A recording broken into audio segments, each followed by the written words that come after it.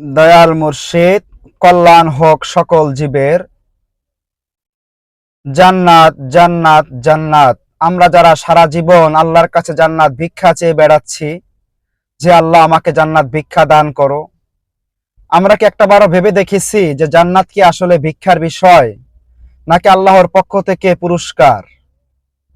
আল্লাহ কোরআনে বলছেন, ইয়া আইয়াতুহান নাফসে মুতমাইন্না ইরজিই ইলা রাব্বিকি রাদিয়াতাম মারদিয়্যা ফাদখুলি ফি ইবাদি ওয়াদখুলি জান্নাতি। হে প্রশান্ত নফসের অধিকারী, তোমার জন্য সুসংবাদ তোমার রবের পক্ষ থেকে, তুমি জান্নাতে প্রবেশ করো। এখন আমার রবের পক্ষ থেকে সুসংবাদ আমার জন্য, আল্লাহর পক্ষ থেকে উপহার আমার জন্য জান্নাত। কিন্তু নফসে আম্মারার জন্য সুসংবাদ নয়, নফসে লাওয়ামার জন্য সুসংবাদ নয়। তার কারণ নফসে আম্মারা, নফসে লাওয়ামা এরা হচ্ছে খান্নাস যুক্ত নফস, আর যেই নফস খান্নাস মুক্ত, তার জন্যই আল্লাহর পক্ষ থেকে পুরস্কার হিসাবে জান্নাত। এখন আমরা আমাদের নফসকে পরিশুদ্ধ না করে, আল্লাহর হুকুম না মেনে, আমরা সারা জীবন মোনাজাতের ভিতরে জান্নাত ভিক্ষা চাইতেছি আল্লাহর কাছে।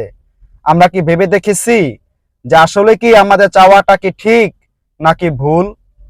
মনে করুন, উদাহরণস্বরূপ আমি একটি স্কুলে লেখাপড়া করি, সেখানে প্রতি বছর একবার খেলাধুলা হয়, সেখানে আমি অংশগ্রহণ করেছি।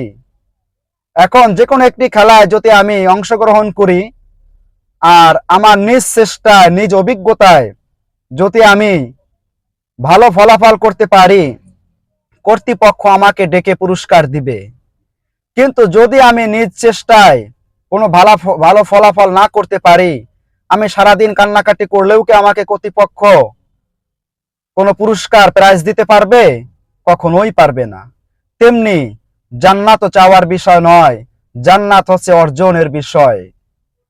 মনে করুন, এই যে বিশ্বকাপে বিভিন্ন দেশ অংশগ্রহণ করে, সেখানে যারাই ভালো ফলাফল করবে, ভালো চেষ্টা করবে, তারাই এই বিশ্বকাপের অধিকারী এবং তারাই কাপ পাবে। এটি অর্জন। এটি সারা দিন আমরা চিল্লাপাল্লা করলে হবে না যে আমরা বাংলাদেশ কোনোদিন বিশ্বকাপ পাইনি, আমাদেরকে বিশ্বকাপটা দেওয়া হোক, আমাদেরকে একটাবার বিশ্বকাপ দেন। এটি বোকামি ছাড়া আর কিছুই নয়, এটি অর্জন করতে হয়।